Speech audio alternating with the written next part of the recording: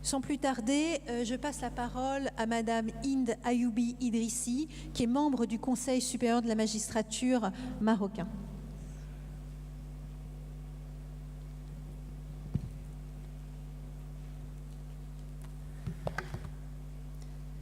Merci Madame la Présidente, merci Madame la modératrice. Je me réjouis de prendre part aux travaux de cette conférence internationale, combien importante, et je me réjouis davantage parce qu'on commémore le premier anniversaire de la mise en place du Conseil supérieur du pouvoir judiciaire, autrement vu, autrement monté, avec des objectifs et des prérogatives assez larges. Après l'introduction de la présidente et de la modératrice, franchement, il me reste très peu de choses à ajouter. Donc, je n'abuserai nullement de votre temps, mais je partagerai quelques réflexions avec vous. On parle de l'indépendance de la justice et on sait que l'indépendance de la justice ne saurait l'être sans l'indépendance de la magistrature. Il y a une symbiose et une relation intrinsèque qui lie les deux dimensions.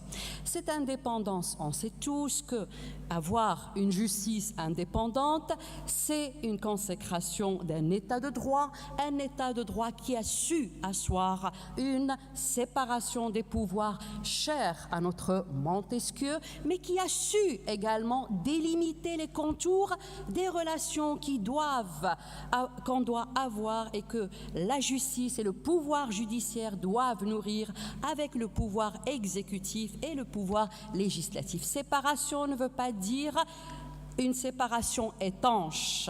Le système ne doit pas être bloqué, mais l'indépendance du pouvoir judiciaire doit être garantie.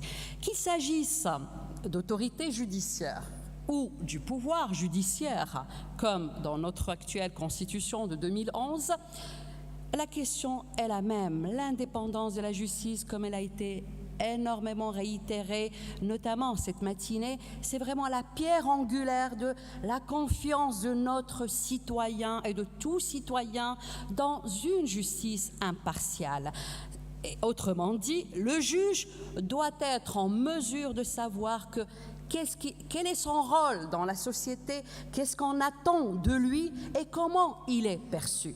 Par conséquent, l'indépendance de la magistrature, elle se manifeste par différentes manières. Normalement, il y a une dimension institutionnelle, une dimension fonctionnelle et une dimension personnelle. J'insiste davantage sur la dimension fonctionnelle et personnelle parce que la dimension institutionnelle, nous l'avons vu en long et en large pendant cette conférence. L'indépendance personnelle et fonctionnelle signifie qu'il faut certaines garanties. Garantir quand même une certaine carrière, garantir la stabilité de cette carrière avec le fameux principe d'inamovibilité, garantir une sécurité financière. Comment prémunir, comment permettre à nos magistrats d'exercer leur mission? Ce n'est pas seulement une fonction. Risala, cela veut dire que ce n'est pas seulement une fonction. Pour pouvoir l'exercer et être en mesure d'exercer cette mission noble et combien lourde sur les épaules des magistrats, il lui faut une sécurité financière qui le permet, qui serait un rempart et un garant contre les différentes pressions. Il n'y a pas que la pression, de l'exécutif et du législatif, il y a la pression des pressions externes, la pression des grandes multinationales, la pression pour ne pas verser dans la corruption, en deux mots, corruption qui gangrène nombre de systèmes de justice. Cette indépendance personnelle, elle est très importante, mais elle est la plus difficile à atteindre. Pourquoi? C'est un état d'esprit. C'est un état d'esprit et donc il faut qu'on hisse cette indépendance à un seuil de culture, un engagement de tout le corps de magistrats, du système judiciaire, un engagement pour être indépendant et défendre cette indépendance. C'est une indépendance, si on voit que partout dans le monde, Toutes les constitutions consacrent cette indépendance. Les lois nationales l'ont traduite à différents niveaux. Au niveau international, elle est universelle, elle est régionale, elle a connu des renforcements par différents biais. Je nous rappelle dans ce sens que l'article 14 du Pacte sur les droits civils et politiques de 1966, l'article 6 de la Convention européenne des droits de l'homme et des libertés fondamentales de 1950, l'article 7 de la Charte américaine des droits de l'homme de 1969, l'article 8 de la Charte africaine des droits de l'homme et des peuples de 1981 et les articles 12, 13 et 16 de la Charte arabe des droits de l'homme adoptée en 2004. Quel est le rôle des codes de déontologie? Comme elle a bien dit, Madame Sorayem, ils existent un petit peu partout. Ils ont des nominations différentes. C'est des codes d'éthique, des codes de déontologie, des guides, des lignes directrices. Donc, différentes appellations. Ils se rejoignent quand même. Au-delà des appellations, ils se rejoignent dans une seule conception, à savoir aider, outiller le corps de la magistrature à garantir l'indépendance et l'intégrité de ce corps, combien très important. Ne serait-ce que pour un rappel, les objectifs de développement durable qui nous conduisent à l'échéance 2030 et qui remplacent les objectifs du millénaire pour le développement de 2015, qui sont arrêtés en 2015, ils ont prévu un objectif de développement durable numéro 16, celui de garantir l'accès à la justice. Donc c'est pour vous dire combien la justice, maintenant, il y a un accord universel sur le rôle joué par l'indépendance de la justice et donc de la magistrature en matière de développement durable. Les codes de déontologie, certes, ils existent partout, tous les pays en les ont. Il y a un renforcement de capacité grâce à différents intervenants pour permettre à tous les pays de se doter de ces codes, mais il y a certaines exigences quand même. Il y a certaines exigences et c'est ce que j'aurais aimé partager avec vous. Pour que ces codes puissent jouer le rôle qui leur est imparti, il y a certaines exigences, à mon sens, qui doivent être absolument respectées. À deux niveaux, au niveau de l'élaboration et au niveau de la mise en œuvre. Pour qu'ils puissent jouer le rôle escompté, il ne faut pas seulement qu'ils soient connus, endossés, moi je parle d'appropriation. Il faut que ces principes élevés, c'est des principes élevés, il faut qu'ils soient vraiment appropriés par le corps des magistrats.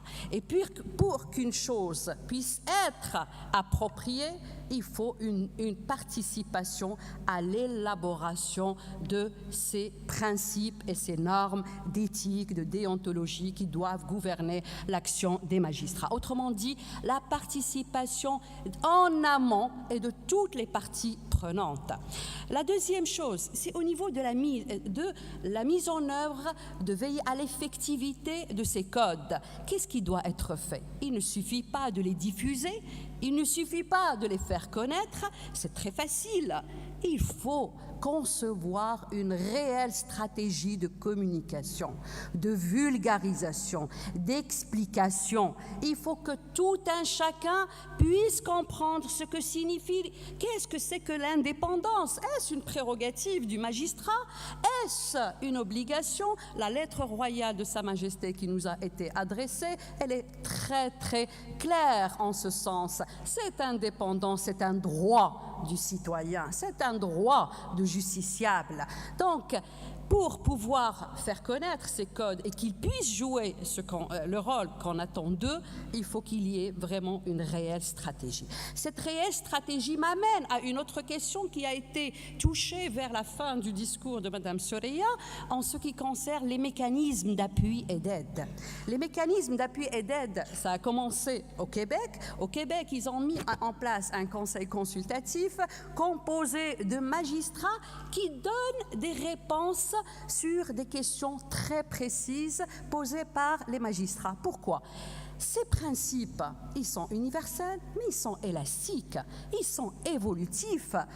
La liberté, je donnerai que comme exemple la liberté d'expression et d'opinion, garantie par tous les textes internationaux. C'est une garantie que tout un chacun a, consacrée par les constitutions de différents pays, y compris les magistrats. Mais où commence, où s'arrête cette liberté d'expression et d'opinion et où commence cette obligation de réserve? Le fait de ne pas observer ces principes élevés, est-ce que cela signifie qu'il y a un écart qui peut, les cas échéants, demander des sanctions disciplinaires? Voilà autant de questions et qui vont en évolution. Notre monde évolue et par conséquent, il ne suffit pas de les adopter. Il faut appuyer, il faut renforcer les capacités des magistrats. La formation ne doit pas être seulement initiale, elle doit être continue, renforcée. Et à cet égard, je ne vais pas abuser davantage de votre patience, mais je réitère une seule chose. L'indépendance de la justice est une condition nécessaire, mais elle n'est pas une condition suffisante. Elle ne peut aller que de pair avec l'indépendance de la magistrature.